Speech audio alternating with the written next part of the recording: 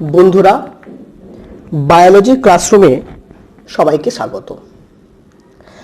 আজ এই ভিডিওটিতে তোমাদের যে বিবর্তন বা অভিব্যক্তি, আমরা ইংরেজিতে বলছি ইভলিউশন, এই যে চ্যাপ্টারটি রয়েছে সেই বিবর্তন এবং অভিব্যক্তি সম্পর্কে একটা প্রাথমিক ধারণা দেব।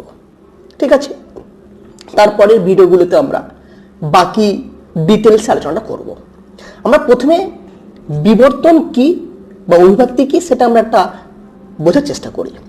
আমরা বোঝার চেষ্টা করব একটা গানের কয়েকটা লাইন দিয়ে। দেখো, আমি এখানে লিখে রেখেছি, মানুষ ছিল, এটা হচ্ছে আমার মানুষ ছিল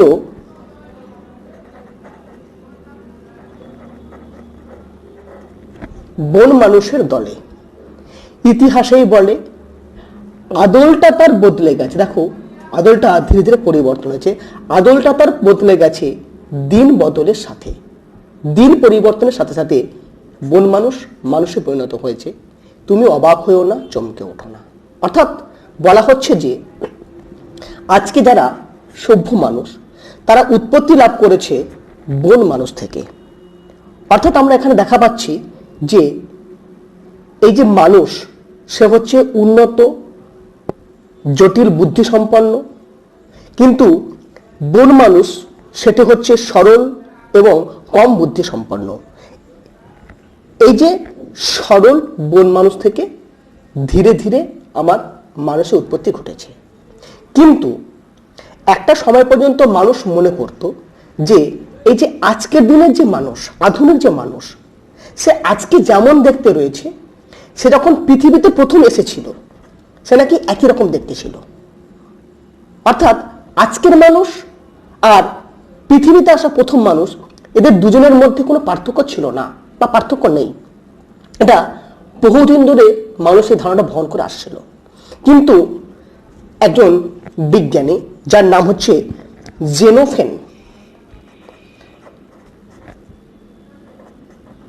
জেনোফেন বলে একজন বিজ্ঞানী, তিনি প্রথম এই যে ধারণা যে পৃথিবীতে থাকা বর্তমান জীব আর সেই জীবের আদি পুরুষ একই রকম দেখতে, এই ধারণাতে তিনি প্রথম ভ্রান্ত বলে প্রমাণ করলেন।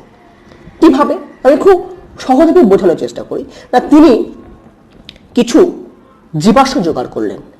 আমি নিজের মতো করে বলার চেষ্টা করি। তো সাপোজ জেনোফেন ঘোড়ার জীবাশ্ম জোগাড় করেছে, ঘোড়ার জীবাশ্ম জোগাড় করেছে।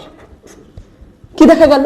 না, সে যখন ঘোড়ার জীবাশ্ম জোগাড় করছে, যেটা মাটির অনেক গভীর থেকে পাওয়া গেছে, সেই যে জীবাশ্মটি, মাথার খুলি, হাড়গোড়, তার উপরের লেয়ার যেটা রয়েছে সেটা কম্পারেটিভলি আমি বলতে পারি যে একটু আধুনিক। আর যেটা মাটির সবচেয়ে উপরে পাওয়া যাচ্ছে সেটা হচ্ছে সর্বাধুনিক। তিনি দেখছেন যে এই যে ঘোড়ার যে জীবাশ্মটা পাওয়া গেছে, যেটা প্রাচীন জীবাশ্ম, সেটা হচ্ছে সরল প্রকৃতির, আর যেটা সর্বাধুনিক জীবাশ্ম সেটা হচ্ছে জটিল প্রকৃতির। ঠিক আছে, তাহলে যদি জীবের পরিবর্তন না ঘটতো, বর্তমান জীব বা বর্তমান ঘোড়া আর আদি ঘোড়া যদি একই রকম হতো, তাহলে এই দুটো জীবাশ্মের মধ্যে পার্থক্য হতো না। সুতরাং তিনি বললেন যে না, পৃথিবীতে প্রথম যে জীব এসেছিল তারা হচ্ছে কেমন জীব? না, তারা হচ্ছে সরল জীব। সেই সরল জীব থেকে ধীর পরিবর্তনের মাধ্যমে তৈরি হয়েছে জটিল জীব। এই যে সরল জীব থেকে জটিল জীব তৈরি হওয়া, এটাকে কি বলা হচ্ছে? না, এটাকে বলা হচ্ছে বিবর্তন বা ইভলিউশন। দার্শনিক, ইংরেজ দার্শনিক হাবার্ট স্পেন্সার তিনি বললেন এই যে সরল জীব থেকে জটিল জীব তৈরি হওয়া, এইটাকে বলা হবে বিবর্তন। অর্থাৎ আমরা বলবো যে অতি ধীর এবং গতিশীল প্রক্রিয়ায়। আমরা কি বলছি? ধীর কিন্তু গতিশীল, অর্থাৎ থেমে নেই। এই ধরনের একটা প্রক্রিয়ায় সরল জীব থেকে জটিল জীব হচ্ছে, সেই প্রক্রিয়াটাকে বলা হবে বিবর্তন বা ইভলিউশন। এবার দেখো, তোমাদের যে বিবর্তন চ্যাপ্টারটি রয়েছে সেটা কিন্তু বেশ বড় চ্যাপ্টার। তোমরা যারা বইটা খুলে দেখেছো বুঝতেই পারছো যে বিবর্তন চ্যাপ্টারটা কিন্তু বেশ বড় চ্যাপ্টার। আমরা কি করব না, আমরা বোঝার সুবিধার জন্য আমরা এই চ্যাপ্টারটাকে ধাপে ধাপে পড়ব। আমরা কিভাবে পড়বো সেটা আমি এই ভিডিওতে একটু আলোচনা করে দিচ্ছি। দেখো, আমরা যে চ্যাপ্টারটা পড়ছি তার নাম হচ্ছে বিবর্তন।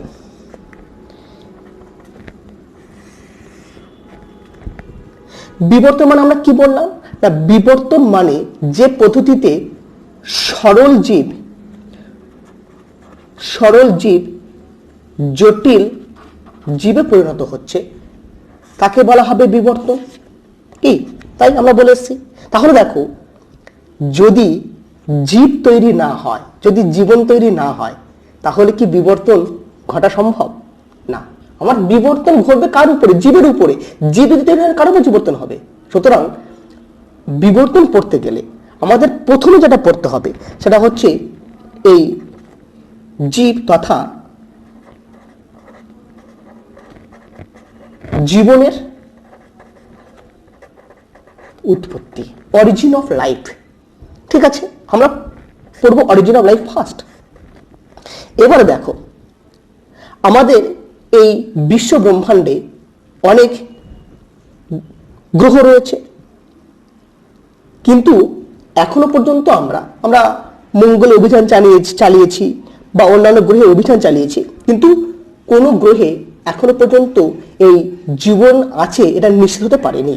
কিন্তু আমরা বলতে পারি যে একমাত্র পৃথিবী হচ্ছে গ্রহ যেখানে জীবন রয়েছে। তাহলে দেখো, আমি জীবন পড়ব, তার আগে কিন্তু আমাদেরকে পড়তে হবে, মানে জীবনের উৎপত্তি পড়তে গেলে আমাকে পড়তেই হবে যে এই যে জীবন যেটা উৎপত্তি ঘটেছে পৃথিবীতে, সেই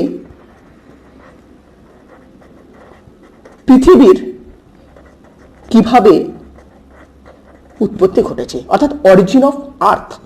ঠিক আছে, তাহলে দ্বিতীয় আমরা পড়ব পৃথিবীর উৎপত্তি।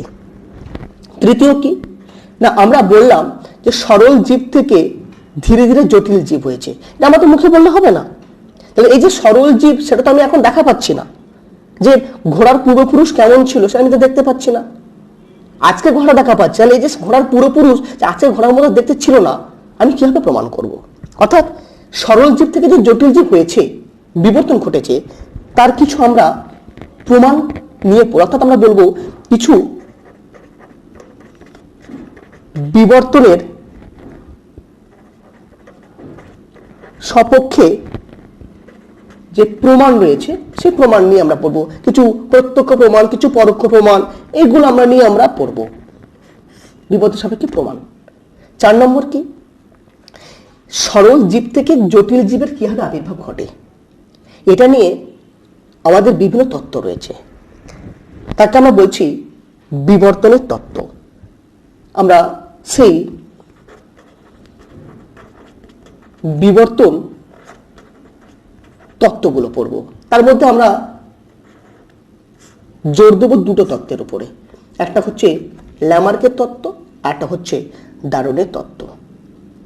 সুতরাং আমরা বিবর্তন চ্যাপ্টারটাকে এইভাবে পরপর ধাপে ধাপে পড়বো। প্রথমে পৃথিবীর উৎপত্তি, তারপরে জীবনের উৎপত্তি, তারপরে বিবর্তনের সপক্ষে প্রমাণ, তারপরে আমাদের বিবর্তনের তত্ত্ব। তাহলে কিন্তু আমাদের যে বিবর্তন চ্যাপ্টারটি রয়েছে সেটা সহজভাবে আমরা বুঝতে পারবো। আমরা পরের ভিডিওটিতে এই এক একটা ধাপ নিয়ে ডিটেলসে আলোচনাতে আসবো।